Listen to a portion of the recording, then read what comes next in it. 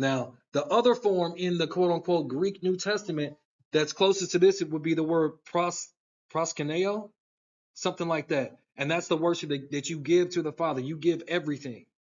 You pour yourself out so he can fill you in, right? So what is the word? And it is worship. Worship. Again, because this word worship is shown 108 times in 102 passages. 99 of them is bowing down and bending the knee to the Most High. And like you were talking about earlier, in prayer, in submission to the Most High. Because don't get me wrong, you can always pray in your car, pray at work, pray when you're alone. But when you get into, your prayer closet, your prayer room, even here when we're splitting up, we're doing individuals before we get into the group or what they call corporate prayer. You're supposed to shawkhaw. You're supposed to bend the knee and show the Most High reverence in that time. So then again, it says it's to bow down, to depress, to prostrate oneself. So again, you are in complete submission. It's not about you. It's not about your pride. It's not about your emotions. It's not about anything that's been going on. You're just reaching out to the Most High, for one, to strengthen that connection, and the two, to find out what he needs from you. And not because a lot of times we get into this habit of only praying to the Most High when we need something. When we want something done. That is not shawkhaw. That's a genie. Yeah. Right? So in the awakening, we've literally, because of Christianity, we've turned him into a genie. And we don't shawkhaw at all. So again, worship is complete submission, bending down and giving it to the Most High. And you don't care what nobody says and what nobody thinks, because you have a greater understanding of your people and your heritage, right? So again, it says to bow down, to depress, to prostrate oneself before a superior in homage, before the Most High in worship. And then those other people are doing it before who? False gods and angels. We don't do that, right? We worship the Most High the right way. So the word is shawkhaw. Shawkhaw. So now we're going to go to Exodus 20, because this is where we get the 10 commandments, right? And again, the word was used for worship 99 times, the most in the book. But it was also used in another sense, which is literally saying the same thing. So Exodus 20, verses 1 through 6. And Elohim spake all these words, saying, I am Yahuwah your Elohim, which have brought you out of the land of Egypt, out of the house of bondage. And you shall have no other Elohim before me. You shall not make unto you any graven image, or any likeness of anything that is in the heaven above, or that is in the earth beneath, or that is in the water under the earth. So nothing. No griffin characters, no mythical characters, nothing that you can worship. No fake Jesus pictures. No Cesare Borgia pictures, right? You shall not bow down thyself to them, nor serve them. So right here, serve them, that's also the word shawkhaw. So bowing down, worshiping false idols or the Most High, or serving other God can also be the word shawkhaw. And I'm just showing you that it's in the law. For I, Yahuwah, your Elohim, am a jealous Elohim. And it's crazy because he's giving us the 10 commandments, but he's still just harping on one. Yeah. Like, notice that. Because he know our people. So he's just mainly focusing on this one. He says, so you shall not bow down yourself to them, nor serve them. For I, Yahuwah, your Elohim, am a jealous Elohim, visiting the iniquities of the fathers upon the children unto the third and fourth generation of them that hate me, and showing mercy unto thousands of them that love me and keep my commandments. Because I saw that, I'm like, man, you're talking about all these, commandments, but you just talking about there's something about worship. And like when I'm talking about bending down and bending the knee here, that's more of a respect thing. But we know worship is more than just bowing down in the physical sense. It also has to do with your time, your effort, your energy, right? Because a lot of times the Most High don't get nothing from people. Only on Shabbat, every once in a blue moon. That's it. That's all he get. And then you wonder why you keep going through these same doggone cycles over and over. And you're getting word from me, from sis, from you, from all these other people. And it's really just because you won't humble yourself. So shawkhaw is all about humility, right? making yourself lowly to the Most High because He's the creator of all things, everything. We get so great at circumstances and we just be forgetting like who the Most High really is. It don't matter what the circumstance is. Because if it matters, we would have never left Egypt. Because you got to think Egypt was the quote unquote world power of the day. Even after we went into captivity in Babylon, it was the world power of that day. We started having scatterings of people coming back. Even in the Roman Empire, all of that stuff. If circumstances matter, we would not exist anymore because they have literally formed a confederacy to make sure that we are not remembered as a nation. We're the color black. Like we're not even we're considered dead by their law books. Right. Like think about that. Like circumstances. So what we don't understand about worship is it's literally tied to our identity, our heritage, our culture. So one of y'all read this, please. Now I pulled this from Google AI, right? From Google AI. Hey, grab that mic, Jamal. Read that. Worship. Can you hear me? Oh, grab the mic. Where the good mic at? Huh? Probably right there. That's why I said grab that mic right now. I did. Well, worship. Yeah, I just turned it back on. My bad. Oh yeah, the plug-in's right here. Plug that right here. Come To on. right here. Yeah, they unplugged it. I didn't unplug it. Where it go right there at the top. No. You see that thing? Pull that flap down. See that? Yeah, you see that right there? You'll see it. There we go. That's all. Yeah, we gotta get it together, y'all. You gotta get it together. Okay, I'm gonna do better. So I was just like I just asked Google a question when it came to the Israelites and worship, how important it was to them. And this was Google's response. You got it. Go ahead. Worship was absolutely central to the lives of ancient Israelites, shaping their identity, community, and relationship with the Most High. Wait a minute. Worship did what? Yeah. It shaped their whole identity. Yeah. But again, in this awakening, that's something everyone shies away from except for a few different assemblies. But it was in our very essence, in our core DNA. Literally. So it shaped our identity, community, and our relationship with the Most High. But we be too proud to worship the Most High, to bend the knee to the Most High. Keep going. In relationship with the Most High. It wasn't just a ritual, it was a way of life, encompassing a wide range of practices and beliefs that define their existence. So it was a part of if it's a way of life, it's a part of your livelihood. That's what you do. That's what you do. Okay. Routine, everything. Because I don't know, people just look at me crazy when I say no. We kind of got to get to that. Yeah. Really get to that, right? Keep going. Here's a breakdown of its significance. 1. Defining identity and community. Worship practices help Israelites define themselves as a distinct people by Yah, differentiating them from surrounding nations. So it made us different. It made us set apart. Yeah. Holy, sanctified to the Most High. So that's one reason to be worshiping the Most High. Okay. Communal worship, like festivals and temple rituals, fostered a sense of Belonging. well, that's probably a word we're missing, but No. belonging among the Israelites. So it gave us a sense of purpose, right? Okay. We're going to keep going. 2. Maintaining covenant with the Most High. Ancient Israel's relationship with Yah was defined by a covenant, a sacred agreement. Worship was a key component in upholding this covenant, with sacrifices and rituals seen as ways to maintain Yah's presence and favor. Yeah. So the sacrifices were a form of worship, but it says worship was a key component. So it's not something to take lightly. It's something you gotta have. Yeah, it's vital. It's one of those core principles, right? Or it won't work. We reading this, right? I'm not just making this up, right? I didn't. Googled it. So if you ain't worshiping, then it won't work. There you go. Okay, keep going. Specific festivals like Passover and the Day of Atonement were tied to key events in Israel's history and served to commemorate God's fulfillment and blessing. Faithfulness and blessings, right? Keep going. Fulfillment. You said fulfillment. My bad.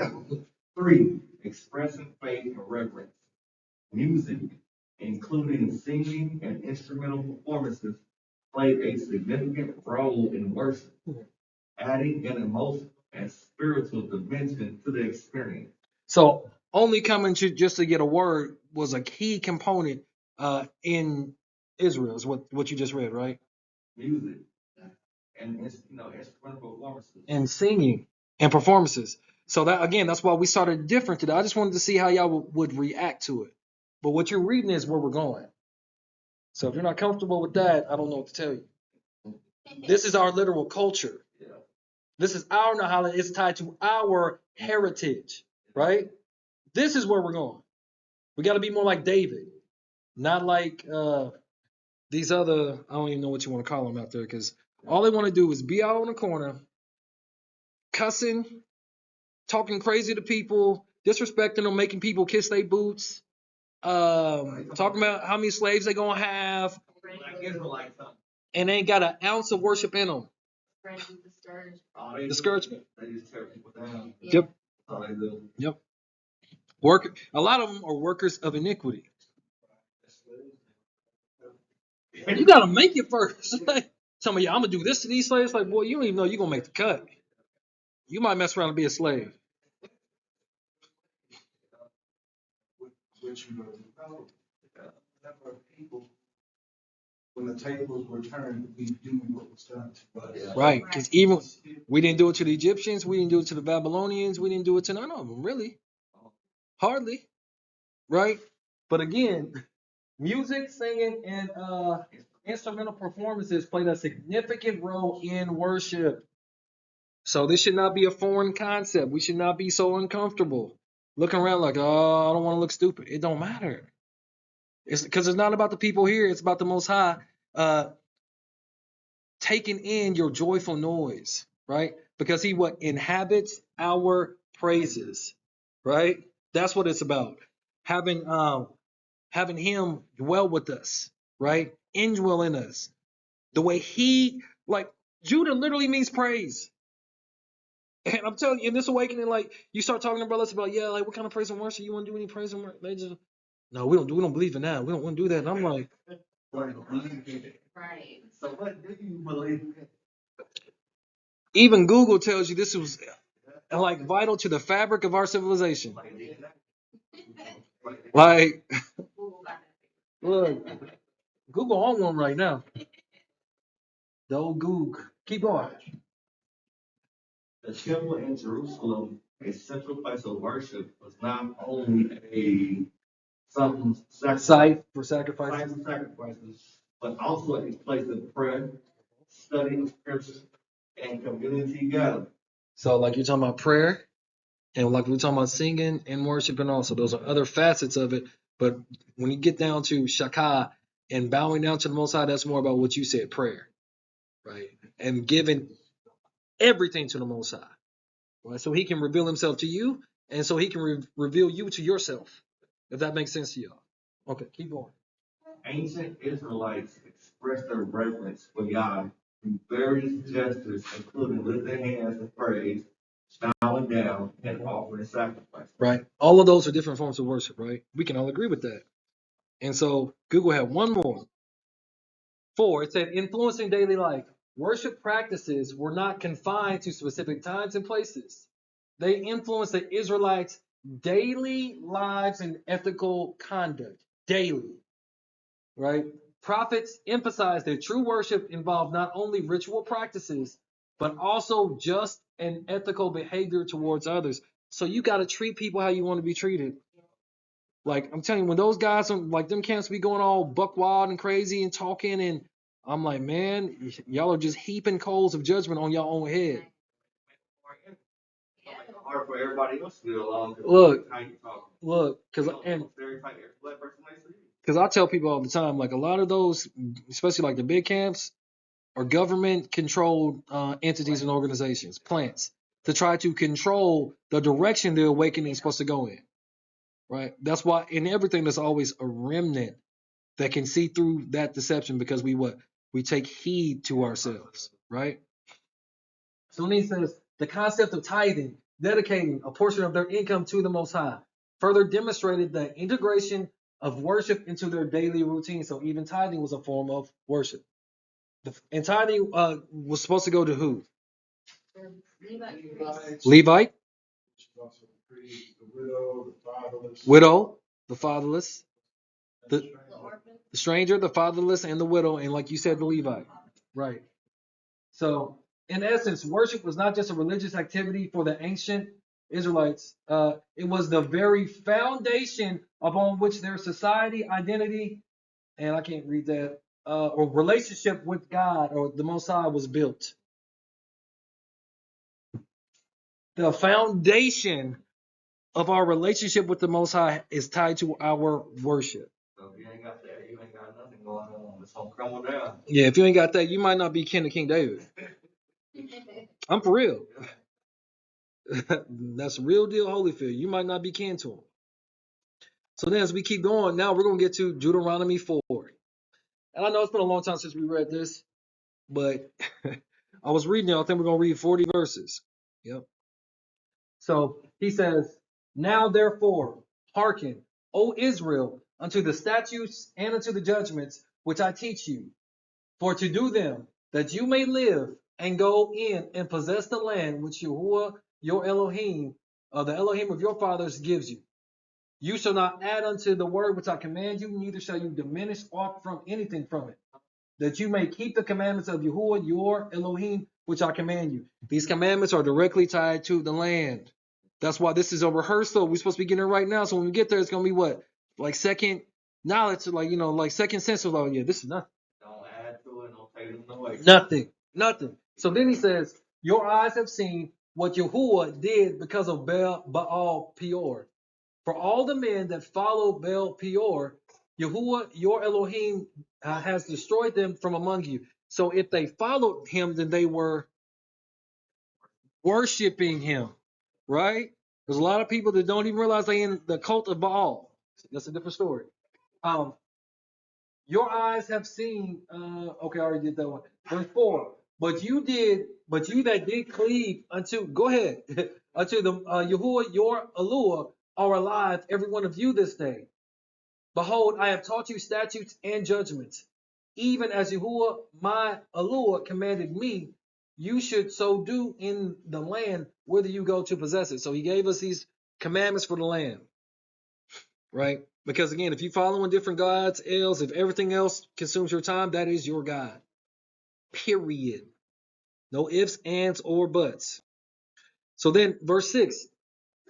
Keep therefore and do them. What's the them?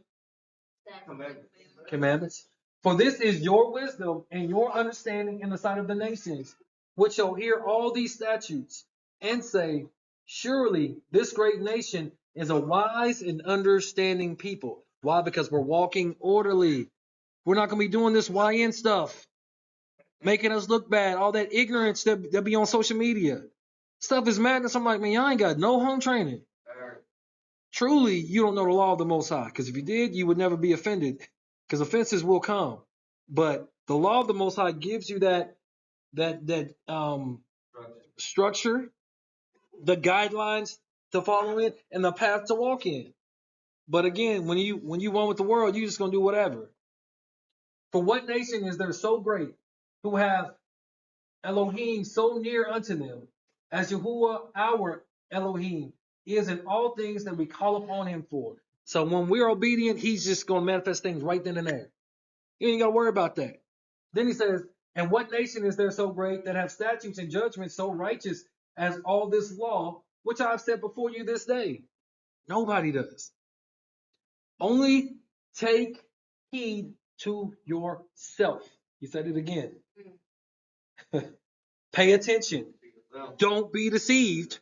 Even way back then, it's going back to what Mashiach was saying thousands of years later. Take heed to yourself and keep your soul diligently. So don't take heed to yourself and pay attention to your mind a little bit. No, he said keep that thing diligently. Because what this battle that we waging, we've heard this stuff before, but it's literally for your soul. And for the souls of your children's children. That's the game that they're playing. That's why in Revelation it talks about how this mystery Babylon or spiritual Egypt has a multitude of sorceries and dabbles or trades in the souls of men. Like the book says that, the souls of men. That's why Moshe through Mashiach is trying to tell you, man, you better keep your soul diligently. Because if you're not careful, you will be deceived and you will go down the wrong path and you will lose that thing. You'll gain the whole world though. Huh? You gain it for your lifetime, however short it may be. Like a lot of rappers gain all that money and stuff, and then they don't even make it to 21 years old. Gain the world, lose their soul that fast. Take heed to yourself and keep your soul diligently, lest you forget the things which your eyes have seen, unless you depart from your heart all the days of your life, but teach them your sons and your sons' sons. So we're supposed to keep this thing going. Hey, we got to follow the Most High.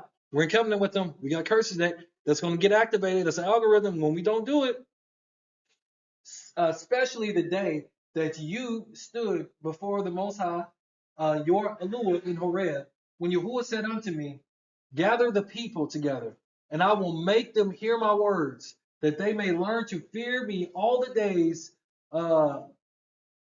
days that they shall live upon the earth, and that they may teach their children. Right? So this is Moshe like, hey man, I'm warning y'all, don't fall prey to it, because we done read in two different chapters where he said, take heed to yourself. It's a very important saying in Hebrew, right? Then verse 11, and you came near and stood upon the mountain, and the mountain burned with fire unto the middle of heaven, with darkness, clouds, and thick darkness. And Yahuwah spake unto you out of the middle of the fire.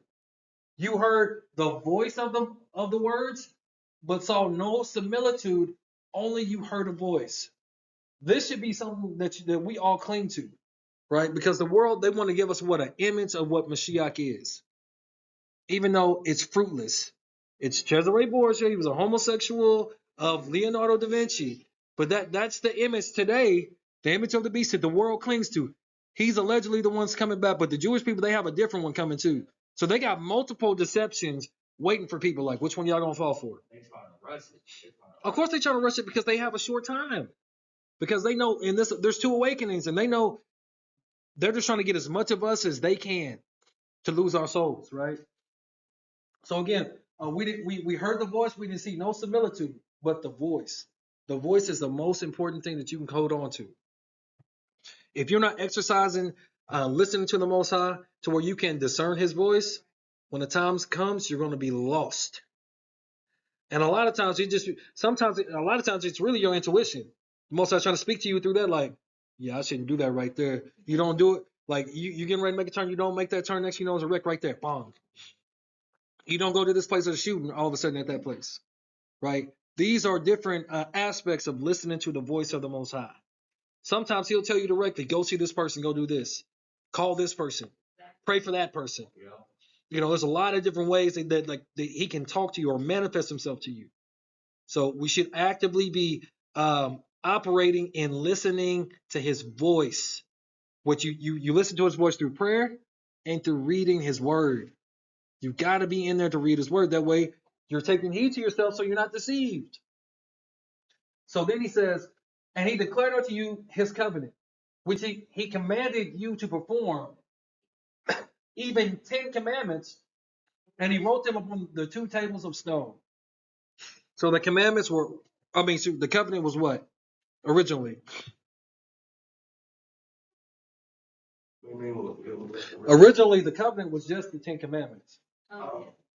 But everything else got added because of transgression. Because they just want to be disobedient and just want to do all kinds of wickedness. So you had to add all these extra stuff. And Yahuwah commanded me at that time to teach you statutes and judgments, that you might do them in the land whither you go to possess it. Take you therefore good heed unto yourselves. Here we go again. For you saw no manner of similitude on the day that Yahuwah spake unto you in Horeb out of the midst of the fire. So you didn't see a physical form. You heard a voice. That's in that you're supposed to be living and trusting in. Not no man, not no idol.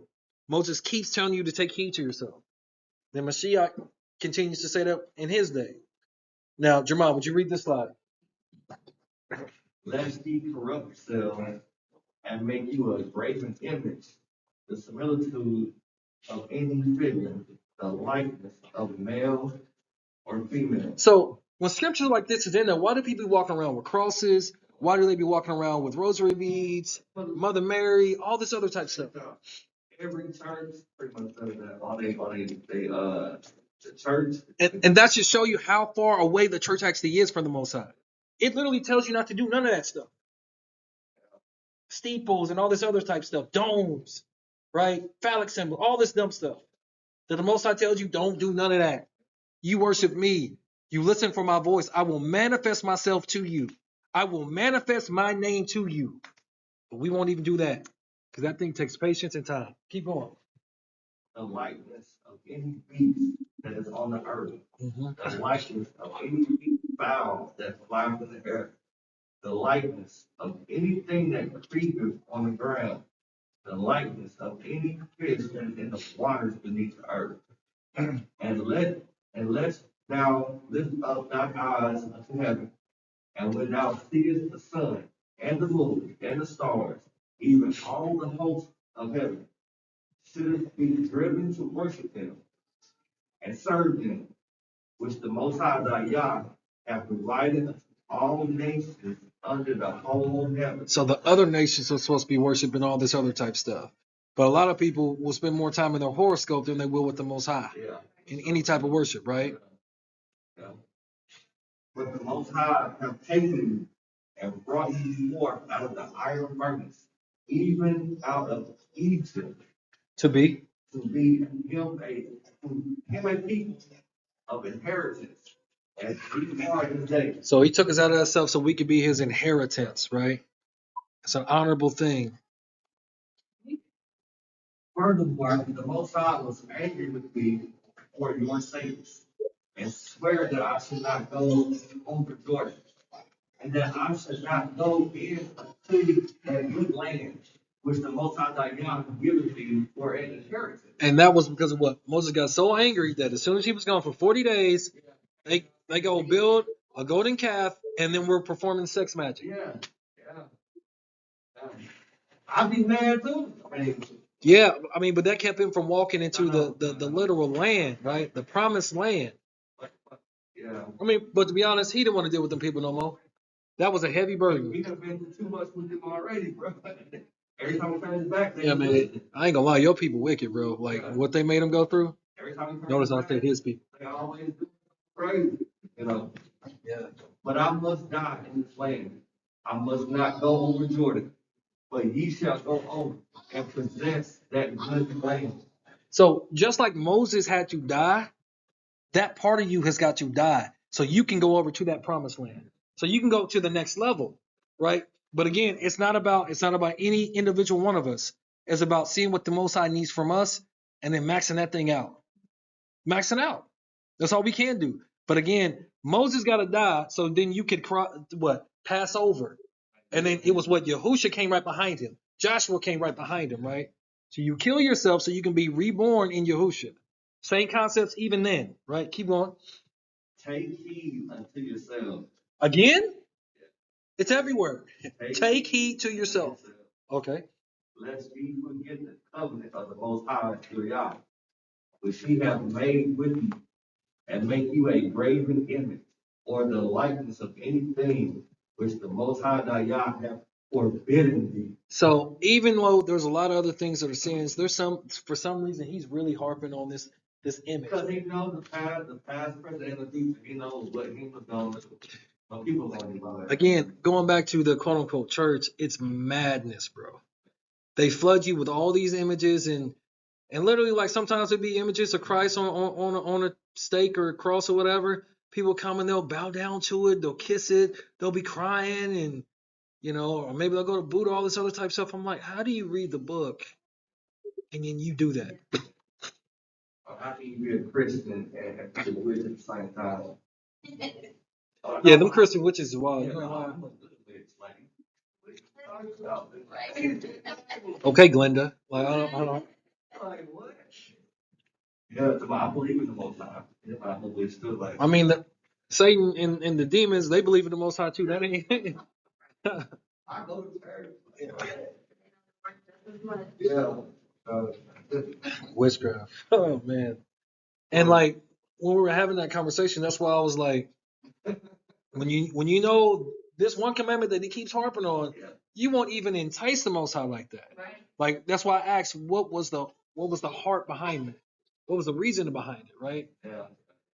Because again, don't put no other gods before the Most High, because that's you showing the Most High that you believe in their power, and that opens you up for judgment, and it can be very quick, and it can be very powerful if your a cup of iniquity is that full. So you got to be careful with that. Matter of fact, can you give Sister Mike? Yeah. Can you tell everybody else a little bit about what you've gone through, what we talked about? You remember? You remember what we was talking about before we left? I think it was on Shabbat. It was Shabbat when we was up to like 5 in the morning. Yeah. Yeah. Because we was talking about witches and all that stuff, right? Okay. Yeah. You good? You good? You good? Take your time. Take your time. Yeah, honestly, witchcraft is something else because, you know, your ancestors can try to call you into that and kind of lead you to try to do what they would have done in the past. Because when I was a teenager, I had a kid and the whole situation. Can I ask a question? How do your ancestors try to pull you into that? Just through your bloodline, like they can try to, I feel like they Go ahead. bloodline, they can, for me personally, I feel like it was just, I feel like my ancestors willingly gave up their children and foremost, like, you know, just their children, their children's children, for what spirits that they got power from, you know, so, you know, that, when he asked that question, for me, it was like, the question that was asked was like, well, that's all about discernment, because for me, I had to really step away from that before I chose to go down the wrong path, but when you already know fully about what when you know what you know, the discernment, you wouldn't ask that question if you had the discernment of the Most High with you. The question would have been asked, wouldn't have went to a person like that for me, because like my ancestors were about that life, and to me that's just scary, you know, because you trust in wickedness, yeah, and their judgment is what you do it. You know, you trust. So, I mean, what were your ancestors into? They were blood covenant witches. My ancestors were. Right. Yeah. So there's no telling what they were willing to do in terms of sacrificing their children and their children's children's souls. And so. And how hard was it for you to get away from that? It was very hard. I think even until I have to say until I was 18, I felt like I was just being called, like called to the moon, called to worship. There would be so many things on my phone where I would just be scrolling for TikTok or whatever, and it would be like such and such witchcraft, or oh, do this for healing or whatever. And it was like at one point in time, I really felt like it was just my soul on the line because I was willing. I mean, if I would have been willing, I would have killed somebody through that witchcraft.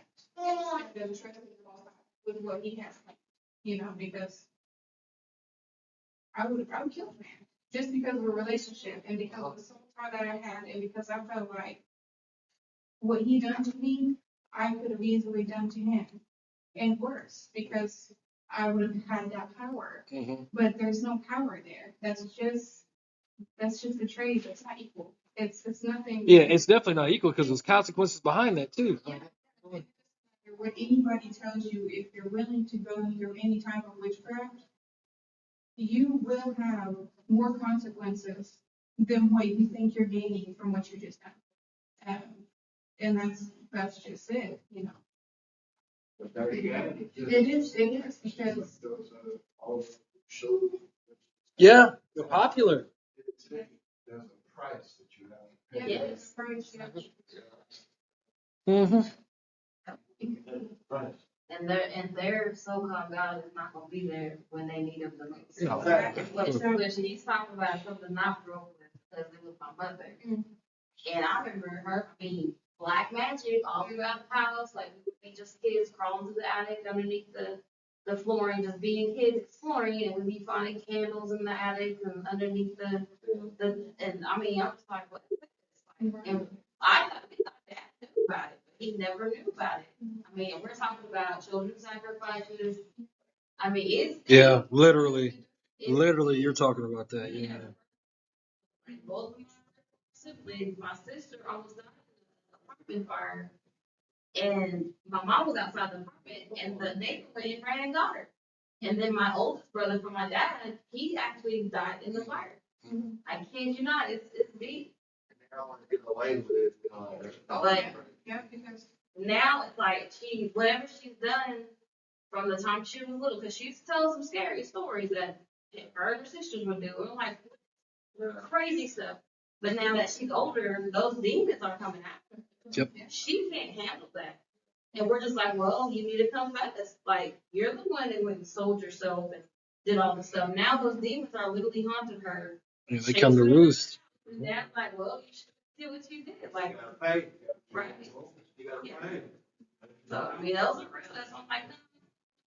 Since I knew, like, that part always scared me. And I think that's what pushed me to knowing who the Most High is as a child. Like, I didn't have a relationship. I knew there was a higher power because after my brother passed, I mean, it was a dream to me, but apparently this really happened. But it was an outer body experience, and every time I would go up to something that I would call happen, and he would tell me, like, I'm okay, I'm okay. Like, I had this dream since up until I was 18 years old, and he was like, it's time to let go, you're good. And after that, I was like, there has to be a higher power for me to see him in another realm to where, I mean, same age, he always came out in this little crispy white woman robe and just said, hey, I'm good. And I'm just like, okay, the same area, same scenery, just beautiful outdoors. Like, it was perfect. But every time he'll just let me know, sometimes he's okay. But those are real. And when my mom does stuff, you can tell. She would put little pox on us and everything. And I mean, it is wicked. And I used to be like, Father, just protect me. I don't know, I don't really know how to pray yet, but I just knew that there was a bigger source than her. And once I grabbed onto that source and started praying and really looking and, leaning on the Most High for my understanding, my mother, I'm in Oklahoma, my mother told my sisters she was scared because how much power that I've gained. And so to that day, she never messed with me anymore. She would not come around me. If I came around, she would know how to behave herself. And I'm just like, okay. But I knew, like, she was evil. That's all I got to say. Goodness. I just pray up on her soul because whatever she did when she was younger, she didn't have that guidance to, hey, no, you need to do this. Then they were just like pushed off into whatever black magic they fell into. Right? Yeah. That's what happened. That bad stuff won't come back on you. Why would you even try to begin with? Yeah. Power, bro. Because don't get me wrong. Like, some of those people are willing to do whatever it takes to get whatever they want. Yeah. But then, when they come calling back, It's not about the consequences. It's about the power. It's about the adrenaline of getting a demon to force somebody else to kill themselves or hurt themselves or whatever the case may be. For them to attain wealth. It's most of those people. A lot of those people are closet narcissists. So it's only about them. It's about this temporary, feeling of completion. Like, oh yeah, I got it now. I can do whatever I want. Yeah, I'm a multimillionaire. Yeah, again, going back to those rappers, but you got a very, very much short life expectancy, or you got to give it up to Diddy. Either way, it ain't good. Pun intended. Like, it ain't good. You got more? oh, well, I was gonna say, just sitting here really thinking about it, because my grandma, my great grandma would have been, she was one of the ones that was in the covenant, and she, from stories that I heard, I never physically witnessed any of this or anything, but she had made multiple men that tried to leave her just be done with her, from what I've heard. Deleted? Yeah, they out of there. They out of there. yeah.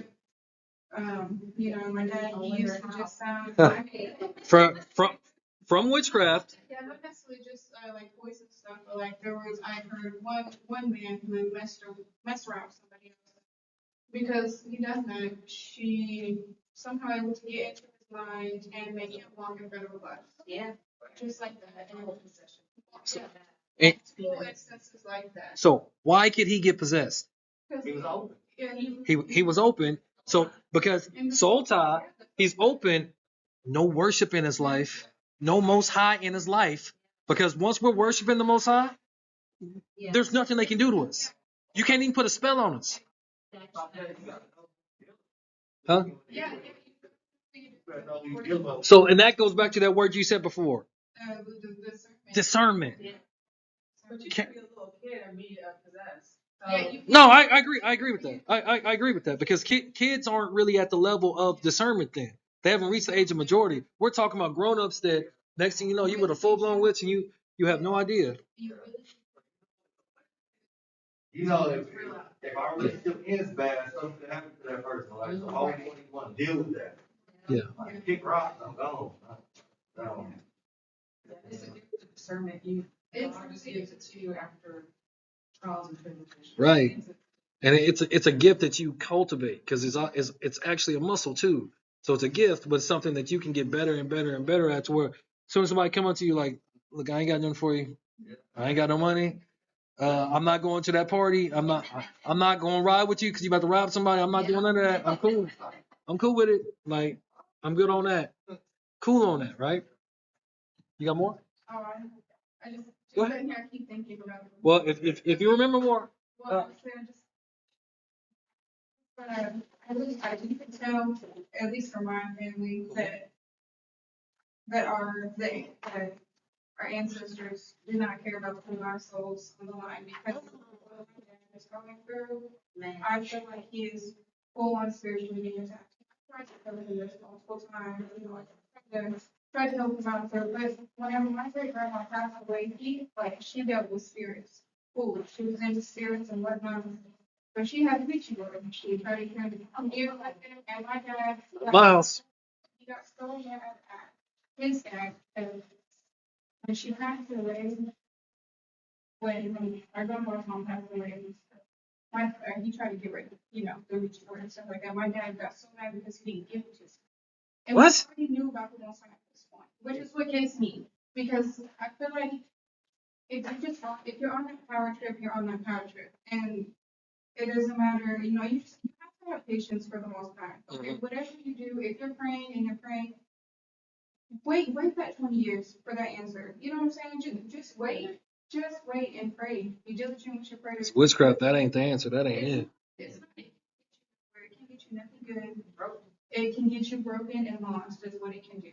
And it can completely. I don't know. To me, it's just it can completely destroy your spirit and your soul, really, because Yeah. I've watched somebody dwindle and dwindle and continuously lose their mind Mhm. to the point where there's Yeah. there's just it's not the wake up.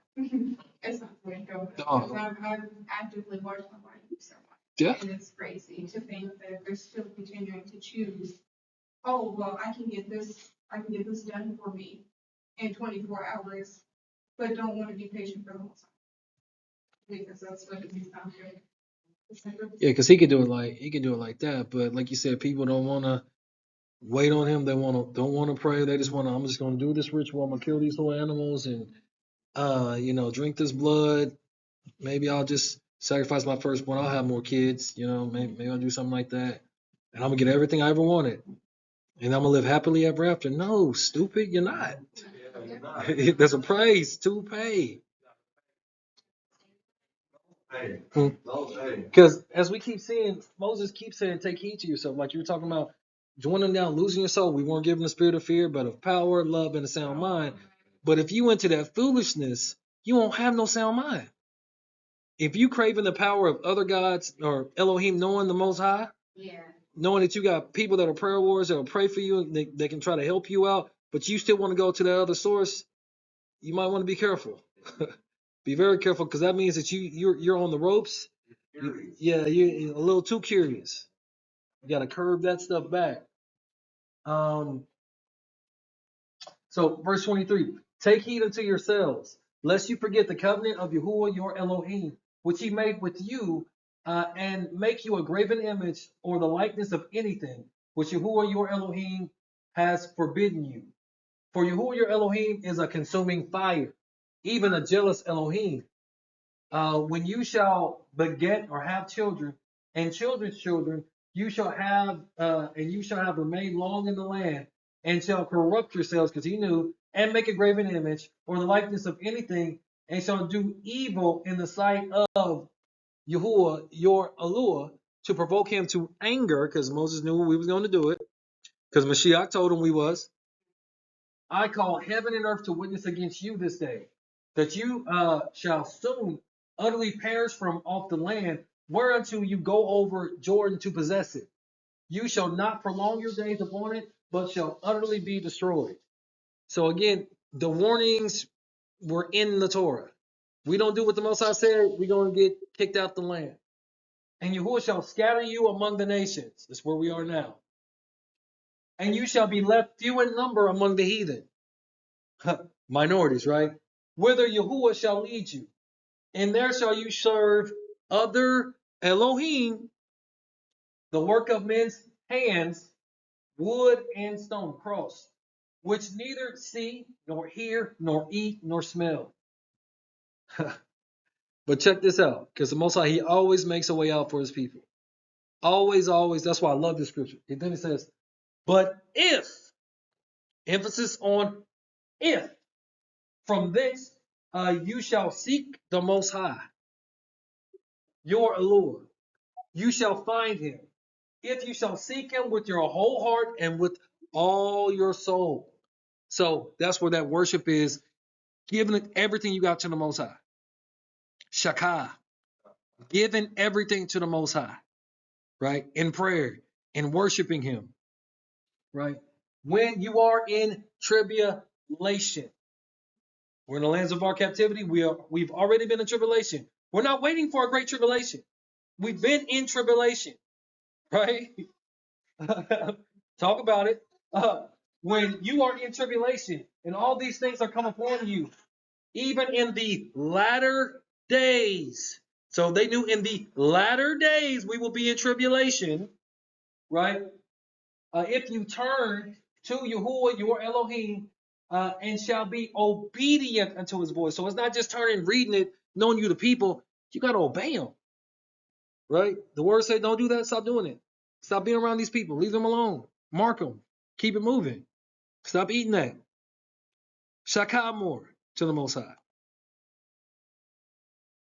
Then he says, for Yahuwah, your Elohim, is a merciful Elohim. He will not forsake you, neither destroy you, nor forget the covenant of your fathers, which he sware unto them. So again, Christianity, how you believe this is for the world, this is a continuation of the same covenant. And it's literally specifically for you. But can you get to that secret place of Shawkhaw with the Most High? Can you actually get to the place to where you're reading consistently to where you know the word of the Most High? And can you discern his voice? That's what turning to the Most High with all your heart is, right? So then he says, for ask now of the days that are past. Literally ask them, which were before you, since the day that Elohim created man upon the earth, and ask from the one side of heaven unto the other, whether there have been any such thing as this great thing is, or have been heard like it's never been done before. Because he's never dealt with a nation like that before, ever. Only one in history. Did ever people hear the voice of Elohim speaking out of the midst of the fire, as you have heard and live? That's why his hand is still stretched out to his people. Because a remnant is going to make it, right? And we are that remnant. We got work to do. Or have God or the Most High essayed to go and take him a nation from the middle of another nation. So he took a nation, he took us out of Egypt, right?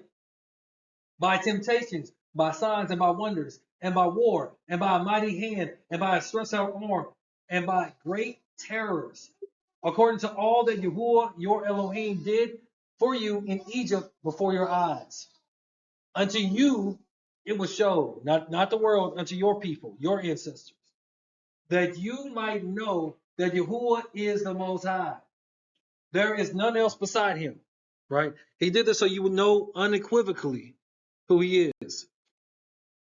Verse 36, out of heaven he made you to hear his voice, that he might instruct you. And upon earth he showed you his great fire, and you heard his words out of the midst of the fire. And because he loved your fathers, therefore he chose your seed after them, or their seed after them, and brought you out in his sight with his mighty power out of Egypt. Because again, your ancestors were obedient. They would Shawkhaw, because we were reading, Abraham said that me and the lad, talking about Isaac, would go, we got to worship. Y'all can't come with us, right? The Most High loved us because of that, because we are a worshiping people, right? Then he says, out of Egypt, to drive out nations from before the greater, before you, greater and mightier than you are, to bring you in, to give you their land for an inheritance as it is this day. Know therefore this day, and consider it in your mind, that Yahuwah, he is the Most High in heaven above and upon the earth beneath. There is none else. You shall keep therefore his statutes and his commandments, which I command you this day. You may go well, so that it may be well with you and with your children after you, and that you may prolong the days of your life on earth, which Yahuwah your God give you forever. Right? So these are words of life for our people. Words of life. So Ecclesiasticus 50. We're almost done. Ecclesiasticus 50. We're only going to read verses 16 through 24. You mind? You're like 3 or 4 more slides.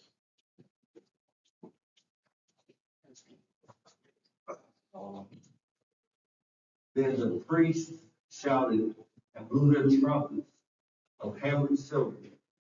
They made a loud noise that the Most High would hear. So this is, if I'm not mistaken, this is during the time of the Maccabees, somewhere in that period. Okay, keep going.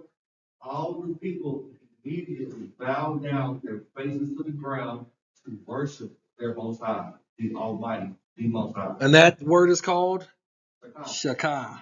So all of the people, once this happened, bowed down to the Most High. Right? Okay, keep going.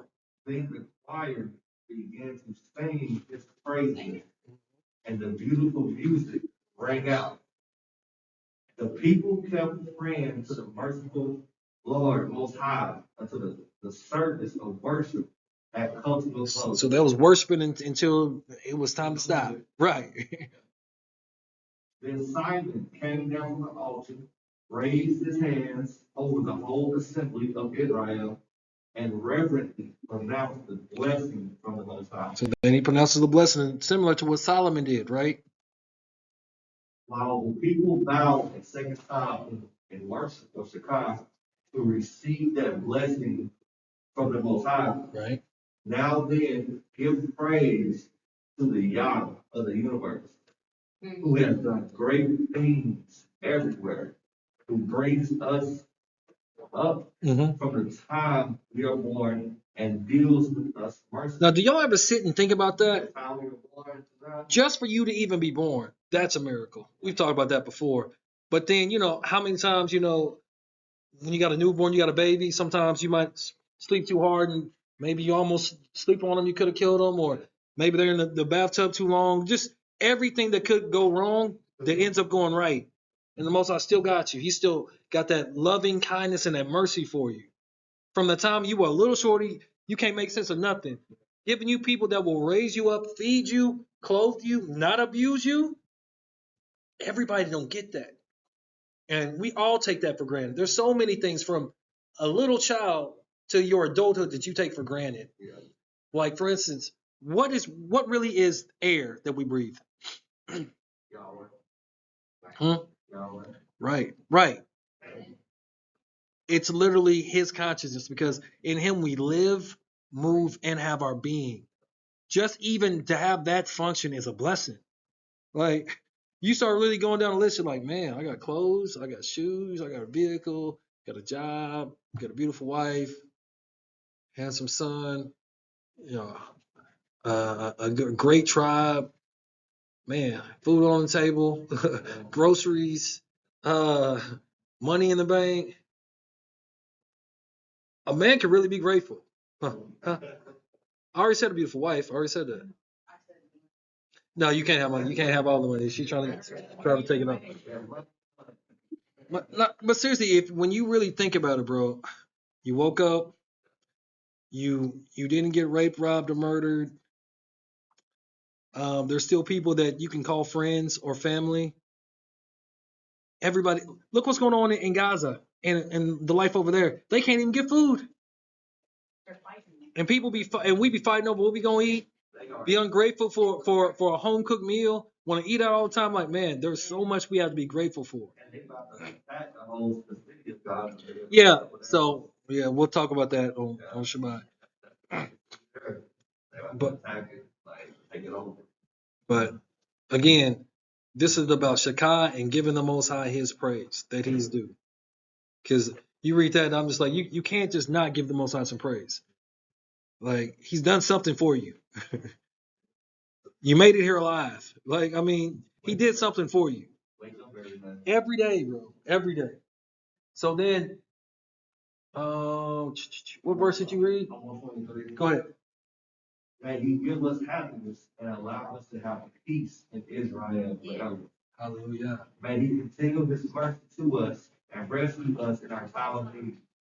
And rescue us in our time. And this is a blessing He pronounced over our people. Yeah. Right? 1,000 years ago or so. Hallelujah. Last script, Psalms 5, just verses 1 through 8. Give ear Go ahead. to my words, O Lord. Consider my meditation. Hear my prayer.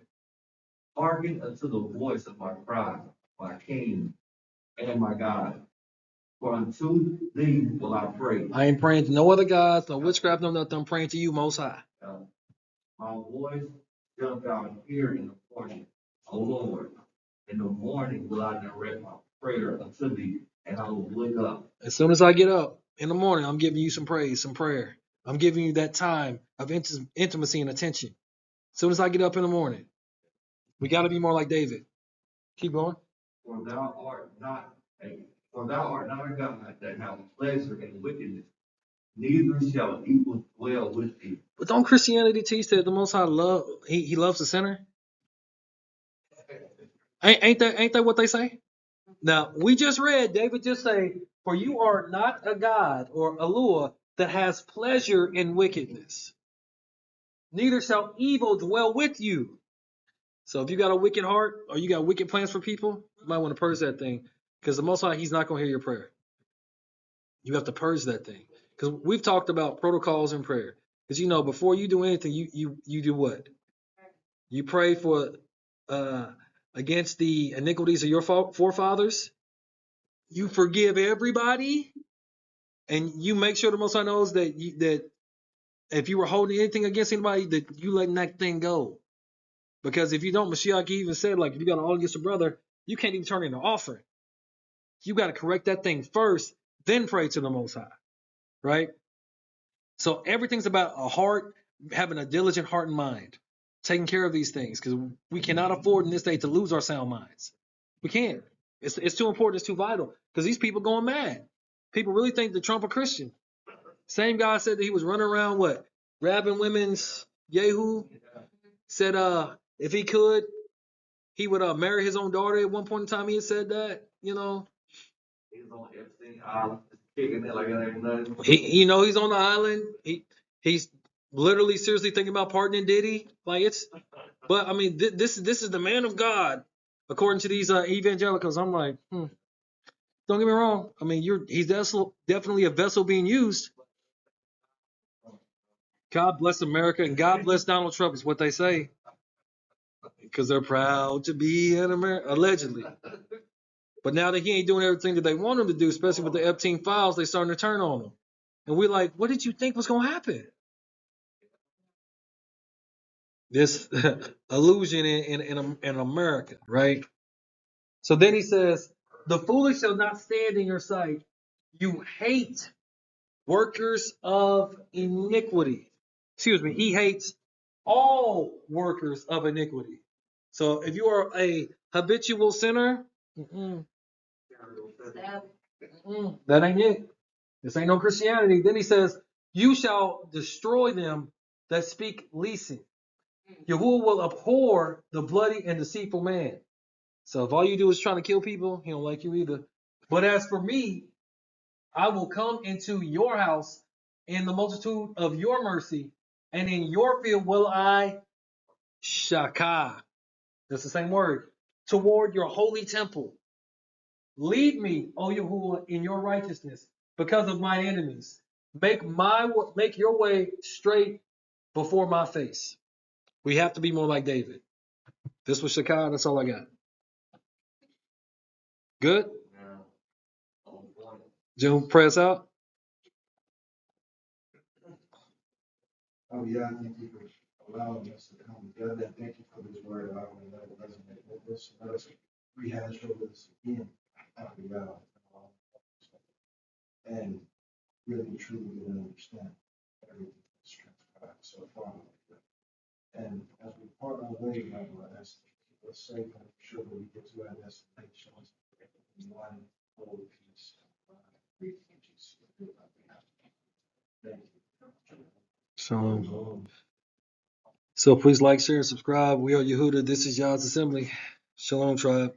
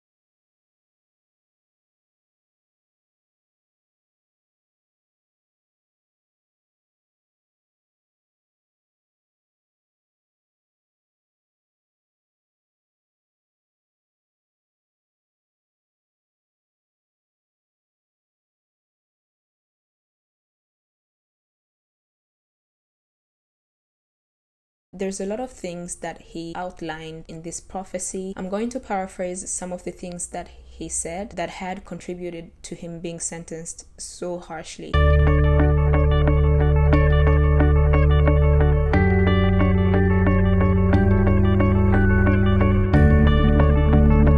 What's up, family? My name is Felicity and welcome to Congo Talks 243. If this is your first time, I would encourage you to subscribe just so you're notified when I post new videos. And for those of you who have been here for a long time, welcome back. I'm so glad you're still here. So today's video is a story. It's a story about a great man. His name was Simon Kimbangu.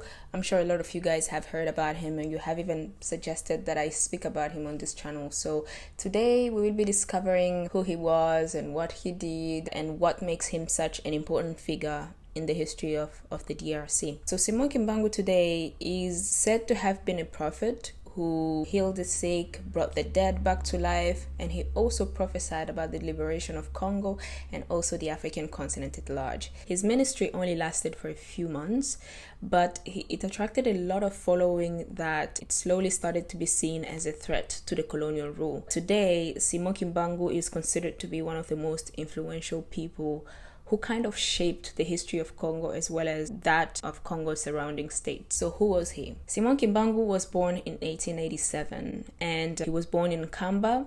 Nkamba is a little town in the southwestern part of Congo, and he grew up at the time when Congo was under the Belgian colonial rule. So this was a very difficult time. He grew up as a Protestant and got baptized at the age of 28 in 1915. After his baptism, it is said that he started having visions from heaven, and these visions basically were revealing to him that he had a special mission. It is said that initially he decided to run away from that mission because he considered himself not to be fit to carry out the mission. During that period of time, he relocated because he was kind of like sick of receiving those visions. First, he moved to Kinshasa, and then he decided to move to other lower parts of Western Congo. He did that for a few years, and when he was going to all of those different places, he tried to kind of get himself involved into different business ventures. But he noticed that everything that he was doing was not working, and he continued to have these visions telling him that he had a special mission he had to accomplish. And so the difficulties kind of forced him to go back to Nkamba, where he was meant to start his mission. So finally he did go back, and in 1921 he started his public ministry. His first public ministry was in April of 1921, and during this gathering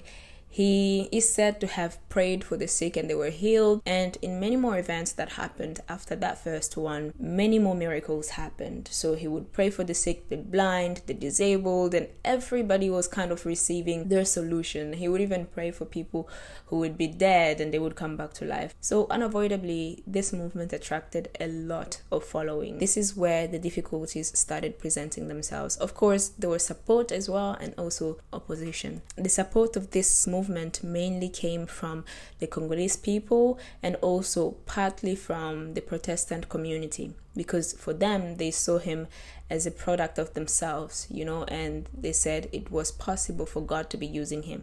This was the Protestant view, but for the Congolese people, they believed that this was God's gift, to the Congolese people. And the opposition mainly started coming from the Catholic Church, the Catholic community, and also from the colonial authorities. So the Catholic missionaries and some Protestant missionaries as well, they were seeing everything that was happening because of Kimbangu, everything that Kimbangu was doing, and they saw that it was real.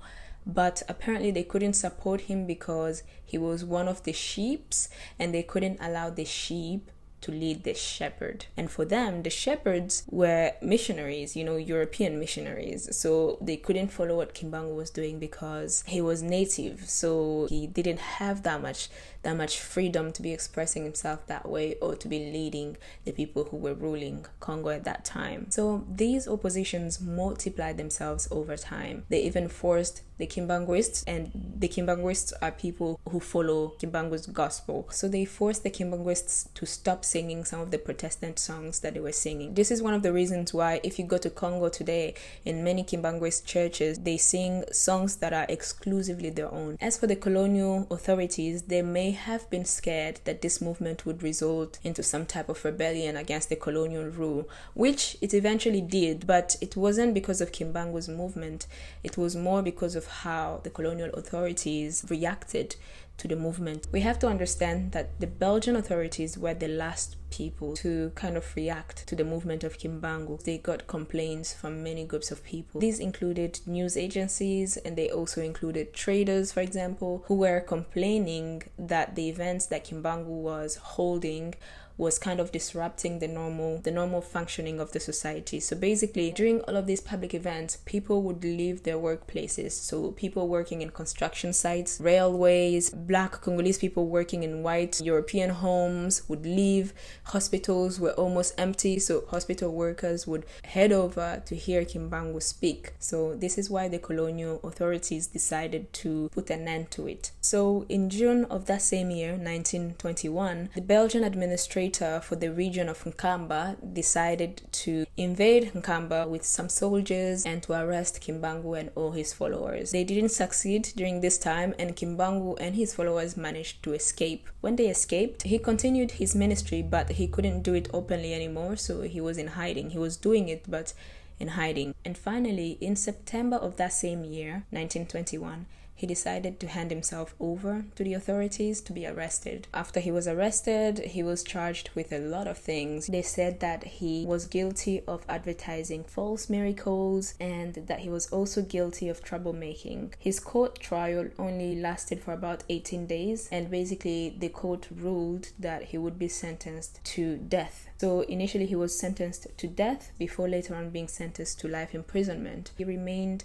in prison until he passed away in 1951. So in total he spent about 30 years in prison. But being sentenced to death or to life imprisonment, these are undeniably very harsh. So one might ask, why was he sentenced that harshly? History reveals that this harsh sentencing was in a big way a result of a prophecy that Simon Kimbangu announced to the Congolese people before he handed himself over to be arrested. And there's a lot of things that he outlined in this prophecy. I'm going to paraphrase some of the things that he said that had contributed to him being sentenced so harshly. I am going to paraphrase it based on a French translation of the original Kikongo prophecy. I took that French translation and translated it in English for you guys, just so you have an idea of what are some of the sentences or some of the phrases that were included in this prophecy to make the colonial officials act the way that they did. So some of the things that were included in this prophecy were that in the years to come, Congo would receive its independence twice. There would be a first independence and then there would be a second independence. He also said that the first independence of Congo would be led by a son of Congo, and this son of Congo would have the power of the Holy Spirit in him. The black man would kick the white man out of his land. And then after all of this happened,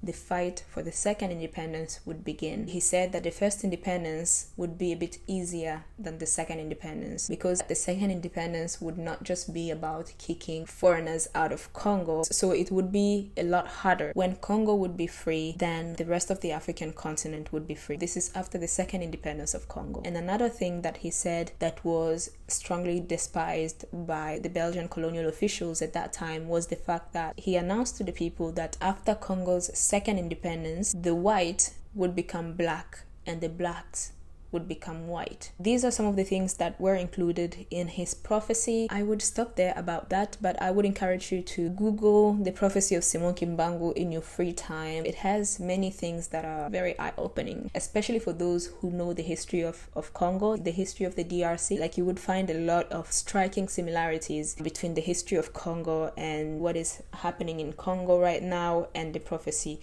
of Simon Kimbangu. So moving on, he passed away in 1951, but his movement did not stop there. In fact, his imprisonment alone was used as a means to oppose the colonial authorities. What his movement did is it now made people aware of the colonial presence in Congo. It made them aware of the differences that existed between the white people who were in Congo at that time and the black people. It kind of gave Congolese people a nationalist anti-colonial kind of sentiment. But this effect was not just specific to Congo. It also inspired a lot of surrounding states. Angola was one of the states that also was influenced by this movement. It also spread in Congo Brazzaville, for example. So in a way, Kimbangu was the first expression of the 20th century Congolese nationalism, and many other movements came to life because of Kimbangu's movement. A very good example of some of the movements that came to life were the movement of Simão Toko from Angola, and there was also the movement of Simon Mpadi in the DRC and others. So after he died, his wife decided to lead the movement, led it to the point where